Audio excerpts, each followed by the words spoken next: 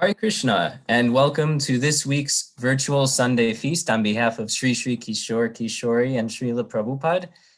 A few quick announcements before we continue on with this Sunday feast. The first is that Gaura Purnima, the appearance of Lord Chaitanya, is next Sunday. So it's one of the biggest festivals in the Vaishnav calendar, and so it'll be a very exciting event.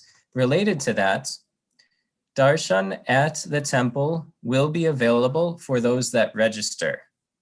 To register, you go to iskonchicago.com, the events page, and there's a link to the Gaura Purnima event. You can fill out a very simple form and select the preferred time that you wish to visit the temple. I want to highlight that this is purely just visiting the temple. There will be no festivities at the temple itself. We will be celebrating the Gaura Purnima festivities online only, starting at 4 p.m. and it will continue at least through 6:30, the normal Sunday feast class time. Again, darshan in the temple is by reservation only, so sign up on iskonchicago.com, the events page, and the festival will be online only. The other quick announcement is a reminder that the temple remains open for 2 hours on Saturday and Sunday. So that's 4:30 until 6:30 p.m. every Saturday and Sunday. For normal weekend darshan and visiting of the temple, there is no special registration required. We are only asking everyone to register for next Sunday, the 28th, because of the festivities. And the darshan will be for more than just that 2-hour period. You can find out the available hours online. Next, I'll turn it over to tonight's singer of Narasimha prayers. Her name is Yashvika, and she's a student of Radhakund Mataji in the Vamsi Vaishnav's music school. And so thank you very much for taking on the service and leading us in Narasimha prayers. I'll turn it over to you. Thank you very much. Namaste Narasimhaya Praladhaladadadine Hiranyakashi Purvakshaha Shrilatanganakhalaye Ito Nasimha Parato Nasimha Yato Yato Yamitato Nasimha Dahi Nasimha Dahi Nasimha Narasimhamadhim Sharanam Prapati Ravakara Kamala Vari Nabha Adhuta Shringa Dalita Hiranyakashipu Danubringa Keshavadita Narahari Rupa Jaya Jagadisha Hari Jaya Jagadisha Hari Jaya Jagadisha Hari Jaya Narasimhadev Jaya Narasimhadev Narasimhadev Jaya Narasimhadev Jaya Prahlad Maharaj Jaya Prahlad Maharaj Prahlad Maharaj Jaya Prahlad Maharaj Jaya Prabhupada Jaya Prabhupada Prabhupada Jaya Prabhupada Nitya Gaura Hari Bol Hari Bol Hari Bol Nitya Gaura Hari Bol. Thank you. Hare Krishna, thank you so much. Now, I'm going to turn it over to Ajita Prabhu, who's joining us at 4 a.m. from Kolkata, India. So thank you so much, especially for, it's quite an austerity to do anything at 4 a.m., let alone give a Sunday feast presentation. So very grateful to you for your continued commitment to the Chicago community and for taking on the service. And so he's going to be continuing, sorry, not yet. He's going to be continuing the Brilliant as the Sun series, taking us through Srimad Bhagavatam, 3rd Canto, 12th chapter, with a lecture titled The Art of Creating, from Lord Brahma to Srila Prabhupada. Turn it over to you. Hare Krishna. Thank you so much, Yashodanandan Prabhu, for inviting me and giving me this wonderful opportunity to serve my family in Chicago. So, again, wonderful to be in ISKCON Chicago virtually. My obeisances to all the amazing devotees there. So today's topic is, I was going through the chapter, and it was very technical. It's about Lord Brahma's creation, and I was wondering, how do I make this most relevant for us in a day-to-day basis and practical applicability? And of course, I followed what I've been taught is get Vaishnava guidance, and my dear mentor Nityananda Prabhu kind of guided me a little bit. So I'm going to draw a parallel between Lord Brahma creating the universe and uh, Srila Prabhupada creating ISKCON, and the principles that are there behind the process of creating, whether it's organization or a universe. There are certain common principles, and many of us here are in various ways creating various things, whether it's a business, whether it's an organization, whether it's projects. So it would be nice for us to kind of appreciate two members of our disciplic succession and the similarities between them. Just want to make sure my screen is visible. Ishananandana, is it? Yes, it is. Thank you. Okay, perfect. All right, so both of them, Srila Prabhupada, you can see on the right side, and of course you can understand Lord Brahma receiving instruction from their own spiritual masters. Lord Brahma getting it from Krishna directly, and Srila Prabhupada receiving instruction from Srila Bhaktisiddhanta Saraswati Thakur that they have to spread. So in Lord Brahma's case, he has to populate the universe, create a habitat for the living entities to, fulfill their desires.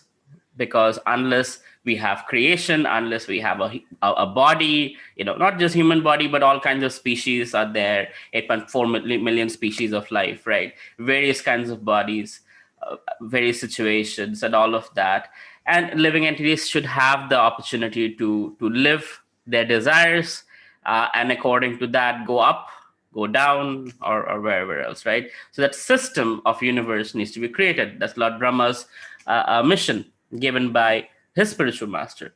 And Srila Prabhupada's mission given by his spiritual master, even before Srila Prabhupada could finish paying his first ever obeisances to Srila Bhaktisiddhanta Saraswati Thakur, was, you are an intelligent man, you know English, go to the English speaking world and spread this message of Krishna consciousness to the Western world. It cannot wait for India to become free. It cannot wait for anything. It's an urgent message. Go to the West and share it. So if you look at it, both were on a mission, right? And it is very important that we take the instruction of our spiritual master as our life's mission, because that is all there is. That is what gives us the enthusiasm, the energy to go forward. One can be studying philosophy, one can be doing kirtan, one can be doing a lot of different things. We will notice, if we are sincere, that sometimes it becomes monotonous, or it becomes just another activity that I'm supposed to do, and we lose that enthusiasm. The reason why we lose that enthusiasm is because we have somehow or other, the missionary spirit has been lost. The missionary spirit of the fact that this is given to me by the most important person in my life, which is my spiritual master, who I pretty much belong to, right? He has taken me from material conditioned life and given me this opportunity to be Krishna's devotee. I have been made fortunate. I'm grateful, and I want to make others fortunate. That's the mission of my life. And that's how the disciplic succession continues. So only when we take our spiritual master's instruction as the mission, then there is motivation, there is goal setting, there is strategic planning, there is all the enthusiasm. We look for opportunities, we look for the right people to come on board, and we go create a vision in our own way to fulfill that mission. There's a difference between mission and vision. So the mission is given by Lord Krishna to Lord Brahma: create, populate the universe. And Srila Bhaktisiddhanta Saraswati Thakur to Srila Prabhupada, you know what, create this preaching movement worldwide to share Lord Chaitanya's, movement. But the vision, the way both of them saw, was their own. So we have to realize that aspect, that the spiritual master will give you the mission. This needs to be done. How you do it, how beautifully you do it, how carefully you do it, right? How relevantly you do it is really up to you. So it's not a master-slave relationship. There is plenty of opportunity for creativity. And I, being a creative person, that's been always my great fortune, that whenever I have received instructions from my authorities or my spiritual master, I have been given tremendous amount of freedom to actually figure out a way to how to make that mission possible with my own vision. Just to give you an example, many of you know me as being a devotee in ISKCON Chicago for a while, for more than a decade. And at that time, I was a student preacher, then an entrepreneur, preaching still in college. And then now today, I am an entrepreneur, continue to be so. And I preach to corporates, I preach to doctors, I preach to professors and PhDs, right? So the point is, the mission is to spread Lord Chaitanya's mission far and wide. Lord Nityananda, Lord Chaitanya has already given us that mission, that in every town and village, Lord Chaitanya's name should be known. Prithibite ache jato nagaradi gram, sarvatra prachar hoibe mor naam. Mandate has been made. Instruction has been given. Srila Prabhupada has created the system beautifully. We just have to execute it. And we all do it in our own way. Some people are very gifted at book distribution. Some people are very gifted at kirtan. Some people are very gifted at Harinam on the streets. And people like me who don't have those gifts, we just do our little best in preaching to a target audience that relates most to us.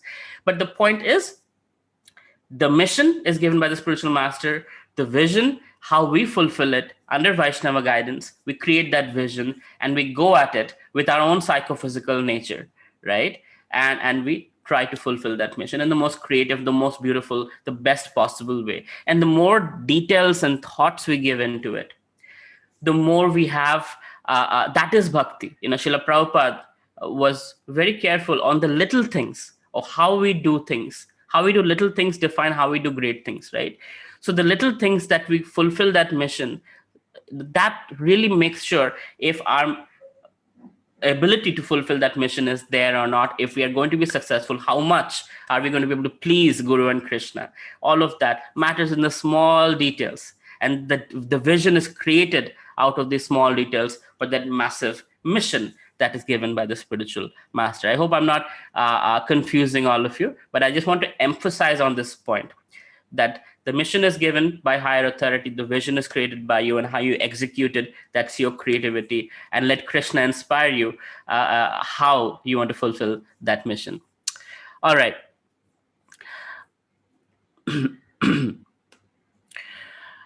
I'll just go back for a second. So I use the word habitat twice. Habitat for living entities to fulfill their desires. That was Lord Brahma's case, the universe. And habitat for human beings to cultivate Krishna consciousness. That was for Srila Prabhupada. And the word habitat is very important here because habitat means that you have the ecosystem for the inhabitants to survive, thrive, and grow in that system. So if you look at the universe, Lord Brahma has provided us with the sun. He has provided us with the perfect temperature, the perfect tools to be nourished. The demigods are there to provide all the things that we need to be nourished, to take care of our mind, body, and intelligence. There are the scriptures provided to nourish our souls. So we have everything. The whole ecosystem is there for us to thrive in that habitat. And Srila Prabhupada has also done the same thing with ISKCON as a habitat. When Srila Prabhupada was, he appeared on this planet, an astrologer had predicted that this man will build a house where the whole world can reside, right? So the whole world resides within ISKCON, regardless of caste, creed, culture, race, religious backgrounds, financial backgrounds. It doesn't matter. right? We are all here together to serve Lord Chaitanya globally. The sun never sets on the ISKCON empire. Every moment there's Mangalarti happening in some part of the world. Every moment there's Gaura Arti happening at some part of the world. So the sun never sets on the ISKCON empire. Throughout the world, we are all united together under one roof, right? But the habitat that Srila Prabhupada has created, deity, devotee, Nam, Dham, Bhagavatam. So this deity worship, who's a centerpiece of our lives. So local temples around the world, hundreds and hundreds of temples. There's devotees that Srila Prabhupada has created, who have created more devotees. There are hundreds of thousands of devotees around the world. So devotees can give devotion, and through them, right, more devotees are created. So we get bhakti from bhaktas. So devotion comes from devotees, right? So we serve the devotees, we learn from them, and we become devotees, and thus we can also share that same knowledge and create the disciplic, continue the disciplic succession going forward. So deity, devotee, Nam, the holy name Srila Prabhupada has given us, the holy name of Krishna, 16 rounds. For some people, they start with 1 round, 2 rounds, and we move to 16 rounds, right? So chanting of the holy name, Harinam Sankirtan, our life is fraught with the holy name. I when I was preaching at my university, I remember one guy got in my car, and we were there was always holy name chanting in my car going on. He said, "You devotees have a background music of your life, which is the holy name of Krishna." I was like, oh, that's a very beautiful way to put it, that there's a background music to our lives. That's the holy name of Krishna, chanting all the time. And that's what Srila Prabhupada has given us, constantly through the holy name, purifying our consciousness. So deity, devotee, Nam, Dham, and the holy dhams of Mayapur and Vrindavan, Srila Prabhupada has created places for us ISKCON devotees, beautiful temples, beautiful living facilities, a spiritual embassy within the material world Srila Prabhupada has created. You go into ISKCON temples, you feel that this is home, this feels home. When you go to Vrindavan, when you go to Mayapur, at least for me, I feel, this is where I belong. Right? So Srila Prabhupada has created the Dham also for us. And Bhagavatam, he took so much effort in translating Srimad Bhagavatam so that we could have access to the purports, to 18,000 verses of understanding Krishna and glorifying Krishna, and really understanding how to be Krishna conscious in a vivid way. I mean, even if you look at it, the last few days before passing away, when Srila Prabhupada was fasting for so many days, his body was pretty much reduced to a skeletal level. Still, with whatever life energy Srila Prabhupada had, there's some devotee holding a dictaphone near his mouth, and Prabhupada is translating purports, creating purports on the dictaphone, right? That's how much he was dedicated to giving us the Bhagavatam. So deity, devotee, Nam, Dham, Bhagavatam, right? There's also nectar devotion. But that's the ecosystem that Srila Prabhupada has created for us so that we can be introduced to Krishna consciousness, we can get nurtured by devotees, we can thrive in Krishna consciousness with wonderful prasadam, wonderful kirtans, wonderful Bhagavatam philosophy, and wonderful visits to holy dhams, but not only dhams in India, but dhams in our own houses, creating Vrindavan in our own houses, our altars, our families, creating devotees within our family, and then externally as well with our friends and colleagues and everything else. So it's a process in motion where it's just supposed to grow in happiness, in size, in quality, and in quantity, right? Anandam buddhivardhanam. So happiness, ocean of happiness, eternally growing. That's what Srila Prabhupada has given us. So, but it wouldn't be possible if Lord Brahma didn't do his part. So he did his part, creating the universe. Srila Prabhupada gave us this little universe called ISKCON within this material world, where even demigods line up to take birth. That's what is said, that this Lord Chaitanya's mission, this movement, is so rare and so powerful. It's such a great opportunity that the demigods line up to take birth in the house of devotees, because Lord Chaitanya comes only once in 1,000 yuga cycles. One yuga cycle, for those of you who don't know, one yuga cycle is Satya, Treta, Dwapar, Kali. Kali Yuga is 420,000 years, and then like that. There's like 8.4 million years, so 3.6 million years, like that. So there's like a whole long period, one yuga cycle. Maybe I got the numbers wrong, but get the point. It's a big number. It's a long time, one yuga cycle. In 1,000 such yuga cycles, only once Lord Chaitanya comes in a Kali Yuga, right? So it's a very rare opportunity, even for the demigods, even for other universal controllers, like Lord Chaitanya comes. Because when he comes, he gives the most easiest process of liberation, is chanting of the holy name. And by this process, very quickly one can get rid of all the bad karmas and all the good karmas and all the baggage out there, and develop pure love for God and go back to Godhead. And that's Lord Chaitanya's appearance day next Sunday. So I hope all of us pray, all of us really glorify the Lord, and pray that we can all go back to Godhead. And but that's Lord Chaitanya, and that's Lord Chaitanya's mission given to us by Srila Prabhupada. Right. So it's important that to understand the importance of our disciplic succession. We are in the Brahma Madhava Gauriya Sampradaya. Lord Brahma created the universe, and like that, they have all been carrying this message all the way to Srila Prabhupada, who has helped us with this wonderful organization called ISKCON, where we have the opportunity to become happy, to become successful, to become fulfilled from within, and reignite our relationship with Krishna, and hopefully at the end of this life go back to Krishna, right?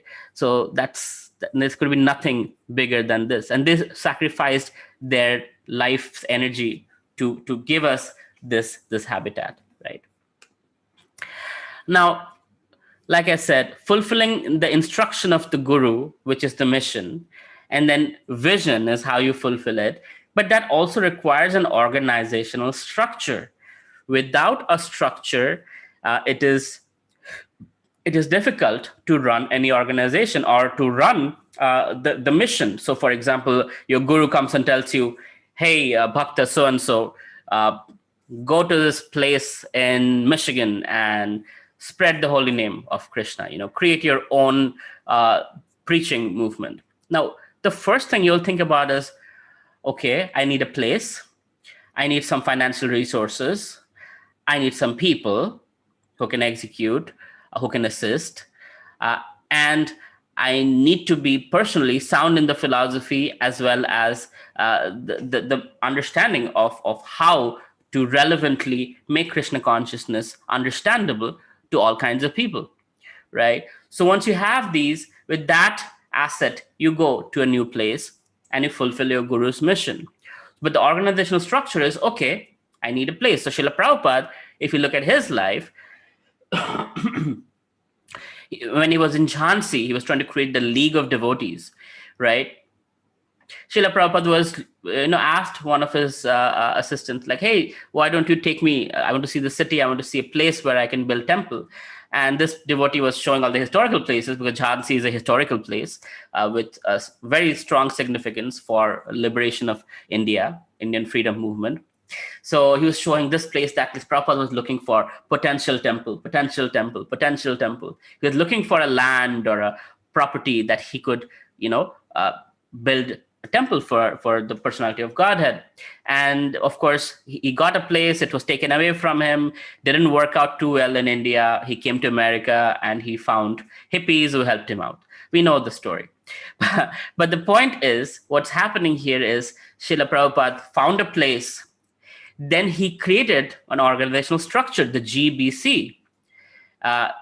First there was the board of directors, then it was the GBC, the governing body commission, right? Then there were deity installation, that, okay, the deity will be the center purpose, the cause behind everything. So deity worship, feeding the deity so that prasadam distribution will happen, Aarti and all of that. So 7 Aartis in a day in the temples, a Sunday feast like we are doing right now. This was started by Srila Prabhupada, right? These are all part of the structure, the organizational development, right? So it's not just the GBCs, but the temple president, temple commander. So the whole system is that there's a line of command in there. There are the sannyasis, there are the managers, there are the grihasthas, there are the brahmacharis, right? There's a brahmachari ashram, and the ashrams are maintained by the donations from the grihasthas, etc., etc. So there's a whole system. governing principles created by Srila Prabhupada that we are currently following through. And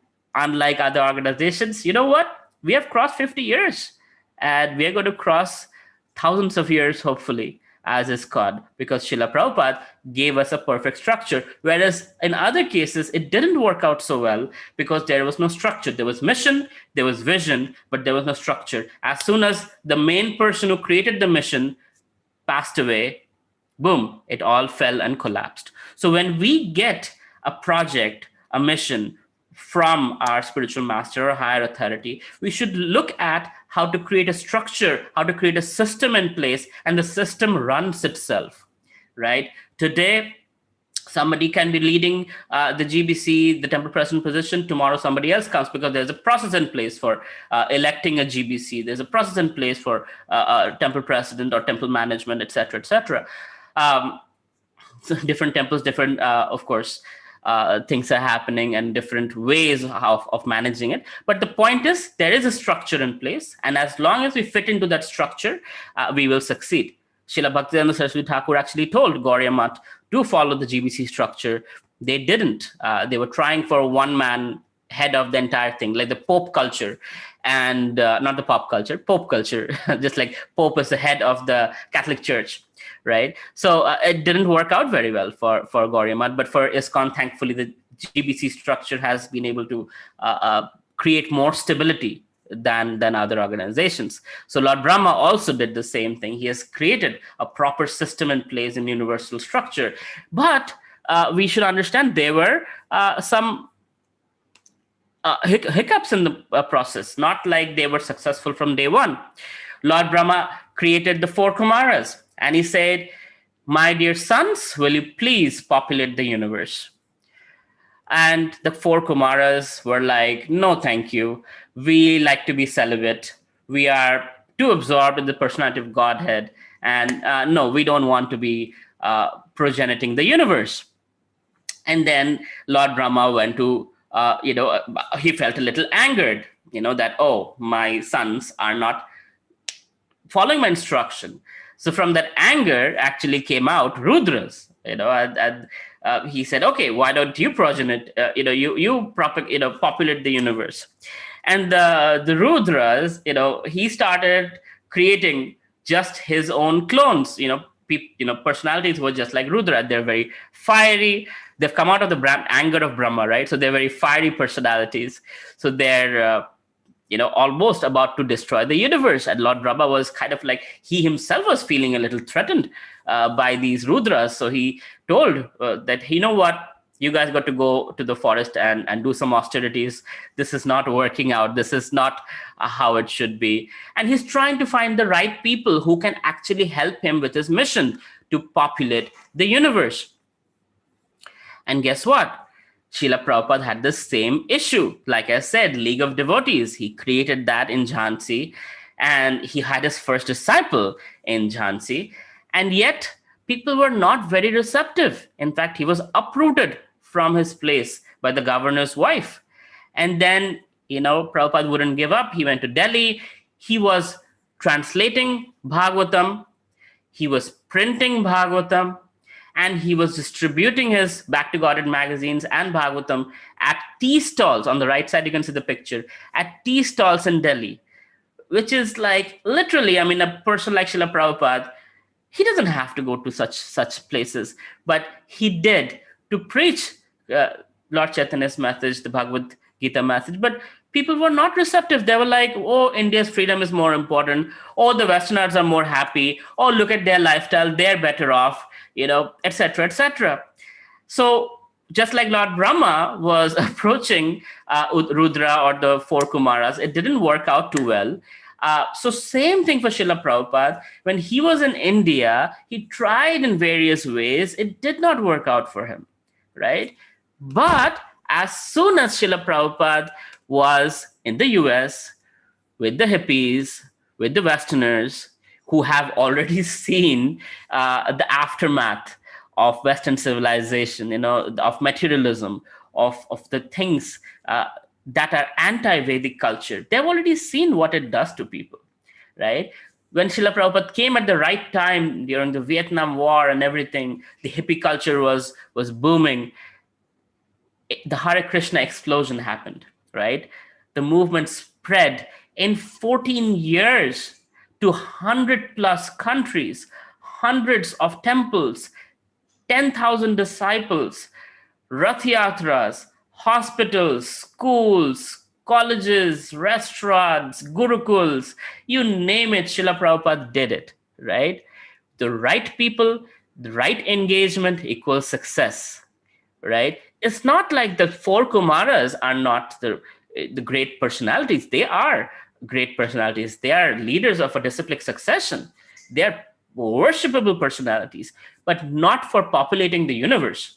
For that, there was a different set of skills that were required, different set of austerities required. So, for example, there is a certain skill set required for doing worship on the altar. And there are certain skill set required to go out on the streets to do book distribution, identify the right person, try to sell them the books, right? Or get donations in exchange for the books. So two different skill sets. And do they both, are they doing service? Absolutely. Are they both glorious? Absolutely. But there are different skill sets, right? For example, for me, my service in ISKCON was college preaching. From that, it became marketing. So I was head of marketing. I still do a little bit of marketing for ISKCON Chicago. Then Anutama Prabhu took me under his wings, and marketing for Europe as well as North America. Communication and marketing. And then since last year, it has been more about marketing plus helping devotees become entrepreneurs. Devotees start their own businesses, right? So that they can be financially free and have more flexibility with their lives. So they can do more service for ISKCON. And that was my speech at the International ISKCON Leadership Sangha. And since then, a lot of devotees have come, and we have been doing this. And that's my skill set. I have built startups. I know how to help you build a startup. And that's one of my offerings to ISKCON, is with my skill set, I'm trying to help make more devotee entrepreneurs. There are others who are doctors in ISKCON who are helping devotees from different bodily problems. There are spiritual masters who are curing the soul. There are different people who are gifted in different ways, who have different skill sets, and they're the right people for the right kind of projects, and they're doing those projects beautifully. I mean, whenever I go to Mayapur, there are always these devotees I see who are fundraising, non-stop fundraising for the Temple of Vedic Planetarium. And they have that skill set. If I were to go out and ask people for strangers for money, I couldn't do it. But these devotees are amazingly gifted that they can really say the right things and create the right environment and get people to donate for the Temple of Vedic Planetarium. So different people have different skills. When there is a mission given by the spiritual master, when there is a vision that you have, you will need a structure in place to fulfill that vision and mission. And you do that with the help of the right people, the right engagement, with the right timing, and that is, of course, Krishna's mercy is the primary aspect there. When there's Krishna's mercy, all the right things will happen. Eventually, even if there's struggles in the beginning, eventually the right things will work out. Srila Prabhupada struggled for many, many years, right? He got the instruction from Bhaktivedanta Saraswati Thakur when he was in his late or early 20s. But he was only able to come to America at the age of 70.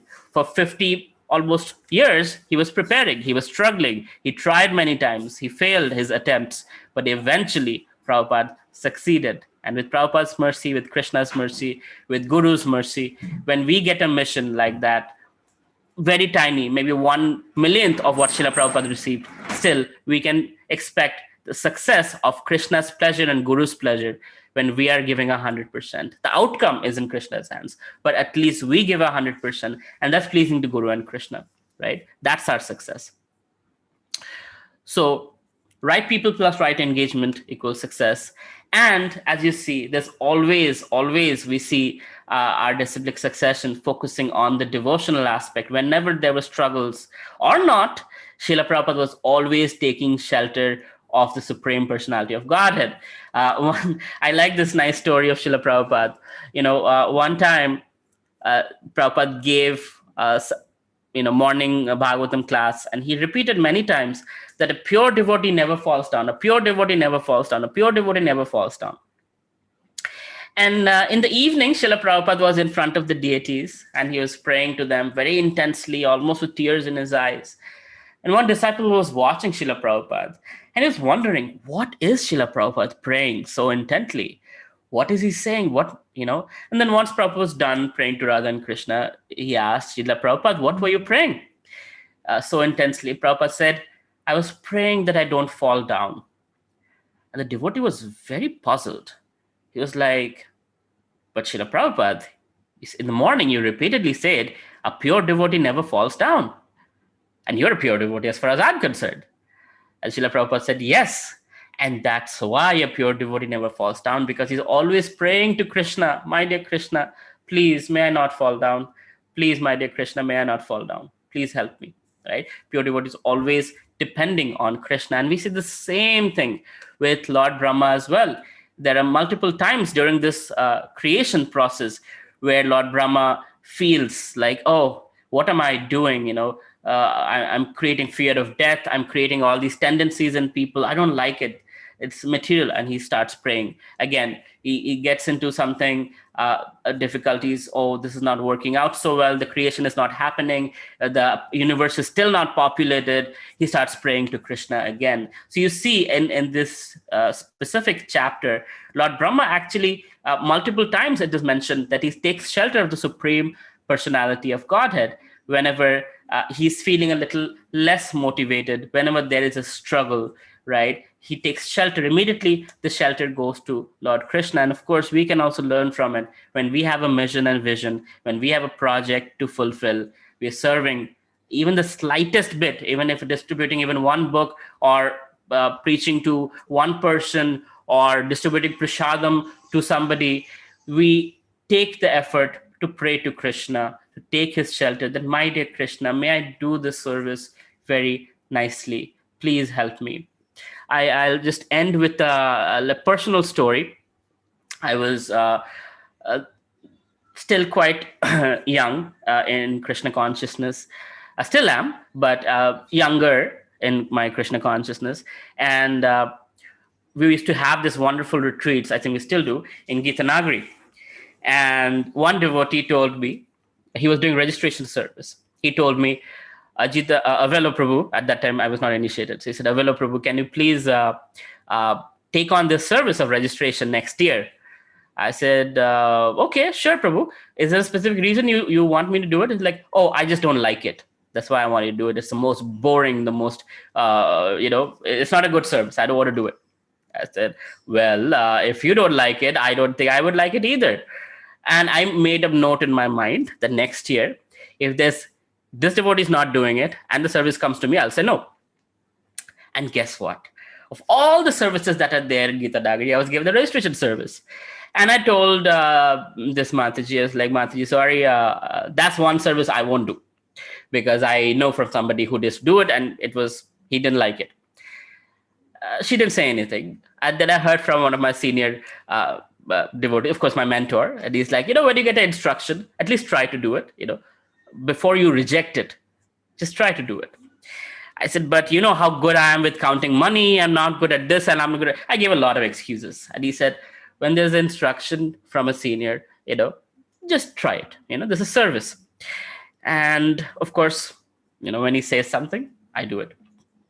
I begrudgingly took out the service and I was like, how am I going to do this? I reached Gitanagari, set up the table and tent. And I was like, I'm terrible at counting money. That's one of my weaknesses. So I was like, oh my God, so much money is going to come in. What if I make a mistake? What if? And then I see this devotee, Korean devotee kind of walking by. I said, Prabhu, are you good at counting money? He's like, Prabhu, I run my mother's flower shop. I'm excellent at counting money. I'm like, fantastic. You want service? He's like, yes. What service do you have? I'm like, would you love to be at the registration table with me and count money? He's like, sure, I would love to do that. And so, great. So he was counting money and checking the names. And I was saying, Hare Krishna, welcome to Gitanagari Dham. how can I serve you? So I was doing what I do best, which is greeting people. Most of you have seen me at Yashodhara, the greeting at the ISKCON Chicago temple door when I was there in Chicago. So I was greeting people and giving them water bottles and everything else. And this devotee was taking the money and making sure children's prize and adults prize and all of that. He was good at that. So Krishna found, that devotee, and together we did the service. His Holiness Ramapad Maharaj was walking by. He saw us doing it, and he was so pleased. He told the organizers, they're like, hey, Avelo's doing a great job. Make sure he does it every year. And honestly, even though initially I was hesitant doing the service, but I loved doing that service. That became my highlight of the year, going to Gita Nagari and greeting guests and registering them and making sure they have the best experience of their lives in Gita Nagari. So, just giving that, because what happens is sometimes we forget this is devotional service, but when we realize it, that this has come to us for a reason from higher authority, there must be some way, something Krishna has in mind, with his purity, with his developing qualities and whatnot. So in my case, I learned a very important lesson that day. When I'm given a project, when I'm given instruction, there's a reason for it. The ability to execute that project is within that instruction. And somehow or other, Krishna will find us, some resources with which whatever we don't have, will be taken care of by somebody who has that. But we have to say yes to Krishna, take on the mission, and make it happen with our vision. That's the whole point, right? And that way, Krishna's mercy being there, things will be successful. So just like Krishna says, yoga kshemam vahamyaham. Whatever you have, I sustain. Whatever you lack, I will carry that for you. So that applies to our projects also. So, and that was there for Lord Brahma, that was there for Lord Srila Prabhupada, and hopefully for us, tiny followers of Srila Prabhupada, I can speak for myself, following in the footsteps of the previous acharyas, Srila Prabhupada and others, we will also get that mercy, and hopefully we will also be able to please the Supreme Lord with our little efforts.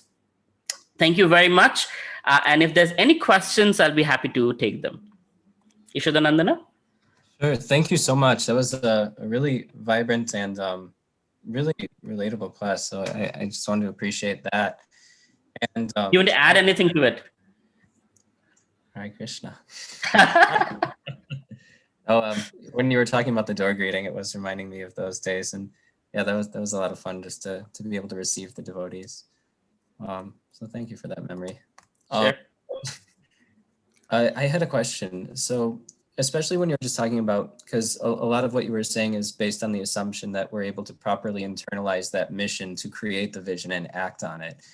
And so what's your recommendation to, let's say, any of us that don't necessarily have such a deeply embedded sense of mission that can translate to a vision that we can dedicate our lives to? Like, in the sense that the organization, the mission is clear, but let's say it doesn't resonate with me in a deeper personal way. What do I do? How can I move in that direction? Two practical things that at least helped both of us. I know that. One is watch Srila Prabhupada's memories. They're all on YouTube. And number two is read Lilamrita. When we see the struggles Srila Prabhupada went through, even no matter how hard our heart is, it will melt. It will bring out gratitude. And with that attitude of gratitude, it will bring out that calling, that what can I do to reciprocate with the gift that I've received. And when you get that calling, just pray to Krishna that, my dear Krishna, I've received so much. I'm so grateful. I want to reciprocate. Will you please give me some opportunity? And you will notice opportunities will pile up more than you can handle. But I think those are the two most practical things I can say. Memories of Srila Prabhupada by disciples glorifying Srila Prabhupada and talking about his struggles, his triumphs, and the way Srila Prabhupada was. And Lilamrita, because both will give you access to understanding our founder Acharya. And once you understand our founder Acharya and his zeal, his sacrifice, his amazing ability, and the urgency of the message, why he's giving us this, you will also be, I hope, by Krishna's mercy, also be kind of infected with that. Or now the word infection or contagious is a very terrible thing to use. But hopefully, that contagious spirit of Srila Prabhupada of spreading Krishna consciousness will also come to you by his mercy. Nice. And that example you gave earlier in your lecture about recalling how Srila Prabhupada was sharing purports to the Bhagavatam even when he was close to his physical departures is pretty amazing, and was making me think I have zero excuse to say I don't have the time to like open up Bhagavatam today. So thank you for that, and just encouraging developing that relationship with Srila Prabhupada as the way to keep the mission alive and make it real, and at least force us to ask the question, what can I do to support this? And one thing you said also, that mission is given, vision is self-developed. So when we're talking about self-developed visions, I know that you cautioned under guidance, under spiritual authority. In one sense, there seems to be conflicting principles of a self-developed and perhaps, let's say, guru or mentor authorized vision versus working within harmony of, let's say, the larger organizational needs. If you could just talk a little bit about that kind of delicate balancing act of personal spiritual fulfillment within this organization and what it takes to effectively manage and grow the organization. Absolutely. I mean, we are not robots, and we are not free-spirited hippies either. We have our boundaries, but we also have our platform to express our creativity. So for example, like I said, I'm an entrepreneur, and the way I do is by making devotee entrepreneurs, marketing, preaching to corporate folks and things like that. So we all have our gifts, and Srila Prabhupada was expert at helping us utilize our gifts in spreading the movement. But at the same time, we should, so I didn't say a self-developed vision. I said the mission is given by the spiritual master, and the vision is created by us under the guidance of a senior Vaishnava. It's not necessarily self-developed, but at the same time, the vision, how we want to fulfill that mission, right? Whether through book distribution, whether through preaching, whether through deity worship, whether through whatever means, the vehicle is the choice we have. And how we decorate that vehicle, how we fuel that vehicle is also something that we have to creatively think. Because ISKCON is not like there's a bank, there's a credit card, and we go swipe, and things are there. There's generally, we don't have resources, right? To figure out our resources, we have to figure out our own people, we have to figure out how to make things happen from zero to something. And that's where the vision is important. That's where the leadership is important. But it should not be such that, I know one of my friends who was in ISKCON Chicago for a few days, decided to create his own vision of spreading the movement in Afghanistan, and he never came back. Because he never took guidance from anyone. He just decided to go to Afghanistan and distribute Bhagavad Gita, I suppose. And we never heard of him after that. So the point is, I don't want to laugh about it, but at the same time, it's dangerous to not be under Vaishnava guidance, because it can lead to crazy things, and you could probably lose your life or lose your Krishna consciousness. And it's not bhakti. Unless there is Vaishnava guidance, it's not bhakti, it is our own arrogance, right? The difference between bhakti and being independent minded is the Vaishnava guidance principle, that we can come up with a vision, but we get it blessed by somebody who is of authority in the line of disciplic succession, in the ISKCON governing process, and thus with their blessings we go forward. Thank you for that. And just something that I'd appreciate your comments on. I really liked how you highlighted the parallels of Lord Brahma and Srila Prabhupada, like Lord Brahma, especially the struggles he faced in the beginning. And it's interesting because Lord Brahma has the service of creating this material universe, like all the functions, the beings. And Srila Prabhupada, of course, as the founder Acharya of ISKCON, the struggles or challenges that he experienced in this road to ultimate success. And I was just thinking, I'm sure you can elaborate on this, of just when we as individuals take on some initiative and things don't immediately work out, sometimes it's easy just to say, it's not meant to be, let's move on. And so if you could just kind of comment on that, like the dedication versus pragmatism. Absolutely. And that's where, again, Vaishnava guidance comes in. You and I both know when we started our startup, and initially there were some hurdles, we were like, Prabhuji, should we quit? Should we not do it? And he said, keep going till I tell you to quit. And thank God for that, right? We eventually got investment, we built our product, and we did what we did.